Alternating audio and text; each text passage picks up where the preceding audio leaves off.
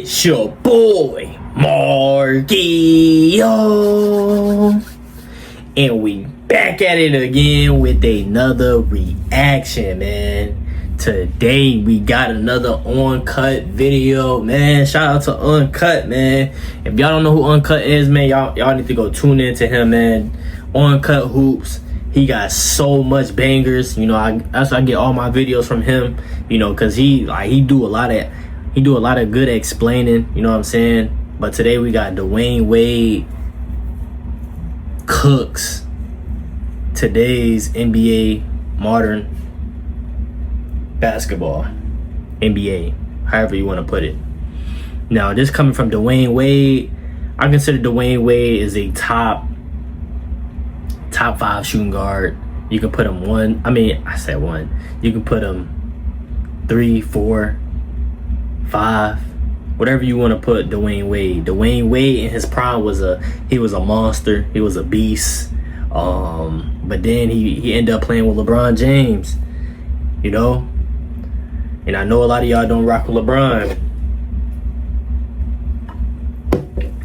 But before LeBron came to Miami, Dwyane Wade was already like that for real in his prime. Dwyane Wade was in 09, I think. Dwyane Wade was just like at his peak. He was very dangerous. We can go on and on about Dwyane Wade, but I know today's video gonna be very interesting because the league did have changed in a lot of ways. I can tell from just a lot of things, cause just from watching videos and learning, like the league is not the same. Definitely not the viewership. You know, the highest rated game, I already said this about 2 times, was the 1998 finals. Utah and Chicago, that's a shame. The viewership in today's world should be way higher. You know what I'm saying? It tells like people don't watch basketball like how they used to no more because the league is just not the same no more. You know? But y'all make sure y'all like, comment, subscribe. I don't want to hold y'all up too much, but let's see what Dwyane Wade and Uncut got to say in this video, man. Let's get it. Are three-pointers messing with the game of basketball? Would you enjoy watching the NBA if 80% of shots were just three-pointers? That's a good question. Is there any traveling calls in the modern NBA? I don't think so. Clawing and grabbing.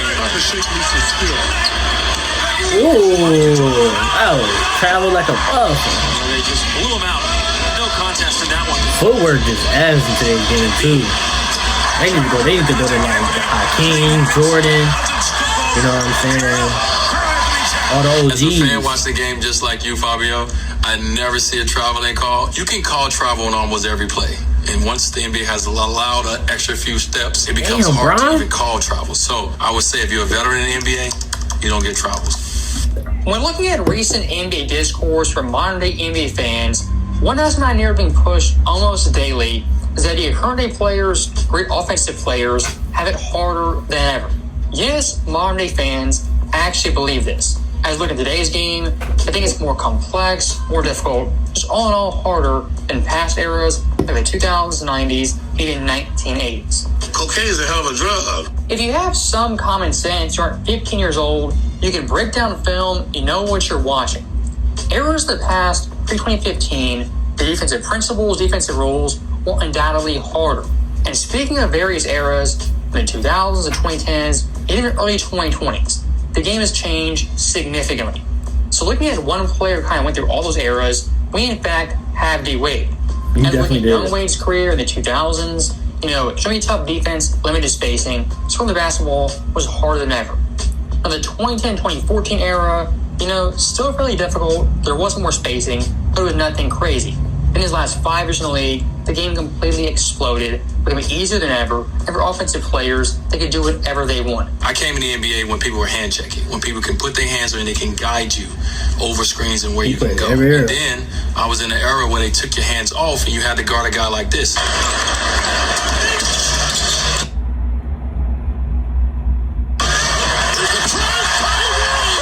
Great recovery by Leonard.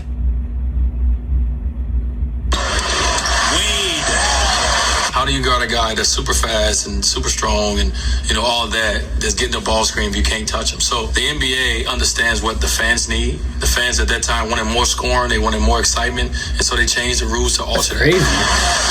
We need physicality. Late on the attack of Green.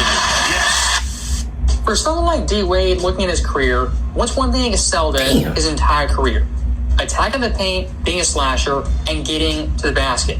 When he first started out doing that, very, very hard. When he ended his career, it was much, much easier. Look at these stats right here. D. Wade's first 5 years, age 20 to 26, has athletic peak. Shots in the paint, 5 feet and in, a very impressive 61.6%. For that era, very, very impressive. Look at Wade's final 5 years, the exact same range, but this time, age 33 to 37, is in Miami, Cleveland, and Chicago. Away from the field, it's 61.3%. So how is that possible? What's happening? Was D. Wade the same player start to finish? Of course not. By 2019-2018, he had eroded as he shelled himself.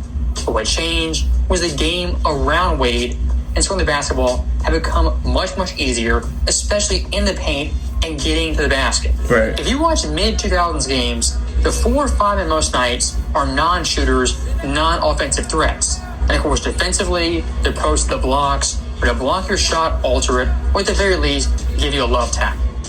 Now take that right there and compare it to 2019, Dwyane Wade's last year in the NBA.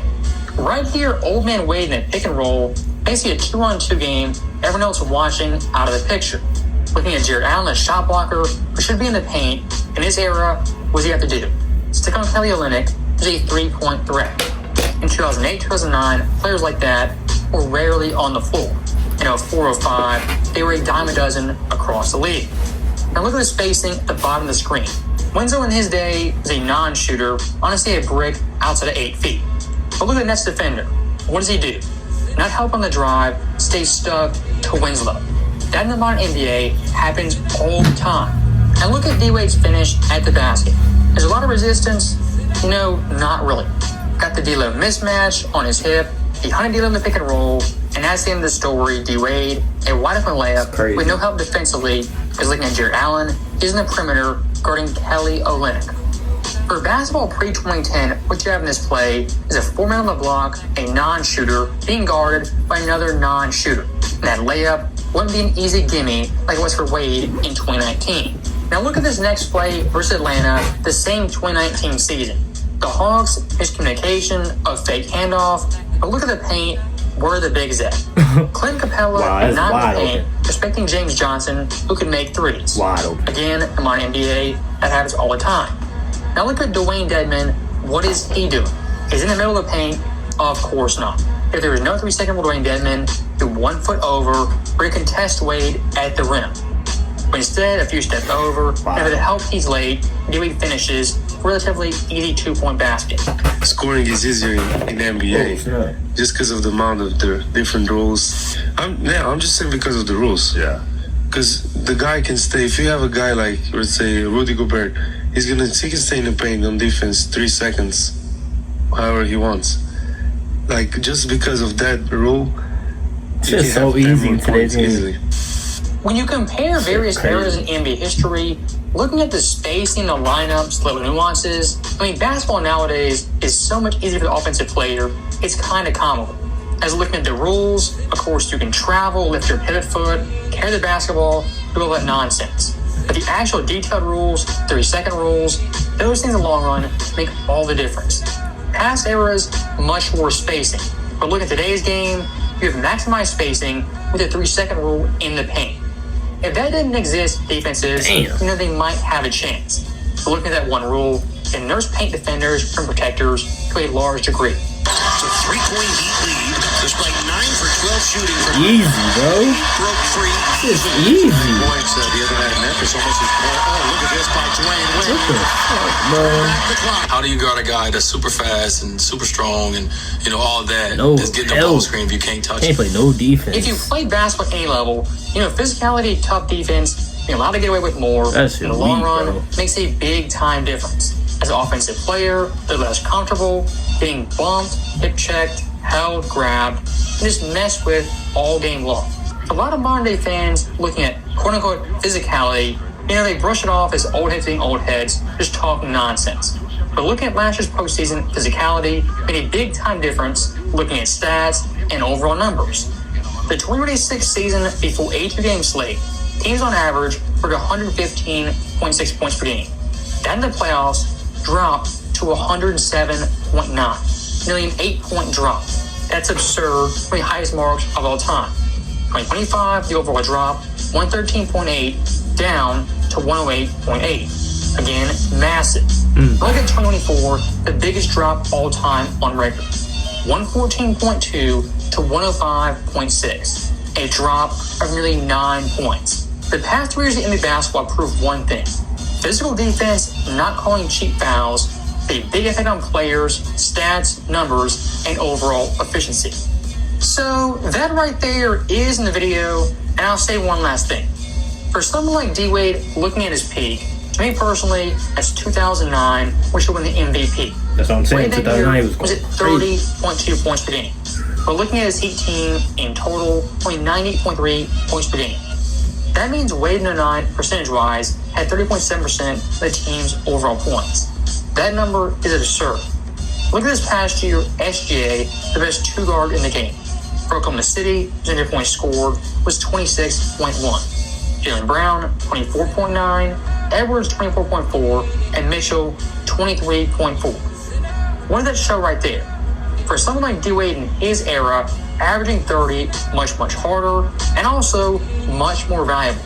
If you're talking point inflation, stat inflation, averaging 30 back then is like 33, 34 in the modern era. If you add in smaller lineup, the spacing, just the rules in general, someone like Wade in his era would absolutely berserk. And honestly, stats-wise, will be much better.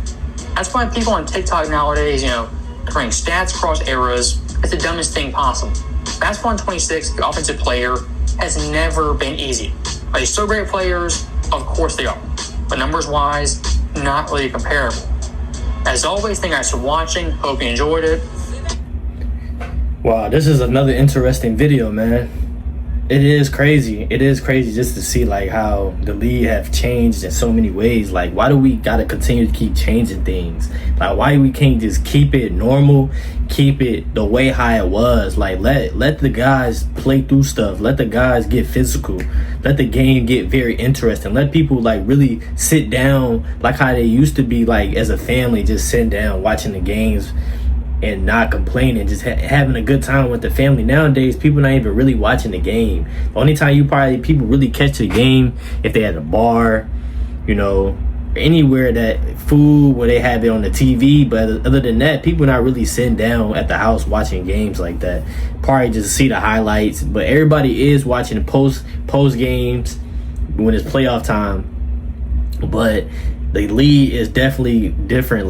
The hand checking, you can't even nowadays it made it worse because people don't really want to play defense now. Even in the All-Star game, people just let people blow past them, dunking the ball. It's just so boring to watch. It's not the same at all. And that's facts. The ratings just go down every year. It's just terrible. And then they try to change all right, let's play this two quarters and then boom, and let's not do I don't know, bro. Just let the All-Star game be the All-Star game. Let the NBA just be the NBA. And that's why I just feel back then, from the early 2000s, from the middle 2000s to the 90s, that was more basketball, more manly. Everybody loved the game. Everybody sat down and just enjoyed watching it. It gives you a heart attack sometimes because you don't know who will win or it'll probably be a good game or you enjoy it. But nowadays it's you watching a pickup game. People just chucking up shots. There's threes after threes after threes. It's barely people in the league that's doing mid-range, how Mike Kobe and Tracy McGrady and all of the greats was really attacking, you know what I'm saying? Now it got a few players that do it, but now it's just shooting threes. Stop trying to be like Steph Curry. Now it's cool because Steph Curry, he's very good He's one of the greatest to ever do it. But like everybody just, it's just crazy how you can get influenced. Like LeBron influenced so many people to flop, you know, cry and stuff like that. When Michael Jordan was playing, Kobe was playing, everybody wanted the mumble mentality or the Michael Jordan mentality when they play. You know what I'm saying? It was very serious. But today's game, I'm telling y'all, man, I don't even watch full games till like playoffs. It'd be so boring, bro. It's like, you know what I'm saying? Like last year on my birthday, my girl took me to watch Wemby versus I forgot who they played against. Wemby versus the Bulls. You know what I'm saying? And it was kind of boring. But then Wemby started picking it up around the fourth quarter, and it got fun. But it's just not the same no more, man. Y'all let me know down below how do y'all feel about all that, man. And when the last time y'all ever watched like a full game, and what do y'all get from back in the day into today? Like, what was y'all favorite part about watching those games?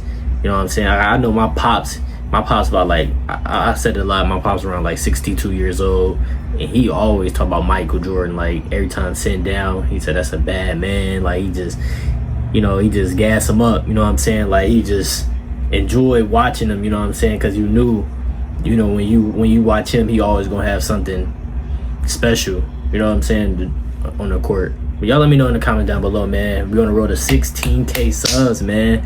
I appreciate y'all so much. God bless y'all, man. Follow me on all social media if y'all want to just, you know, hit me up or something. As Mark Takeover. Just type that in, 2 R's, and you will find me. You'll see my face. But I love y'all, man. Hopefully y'all having a good day. I'm going to see y'all in the next video. I'm out.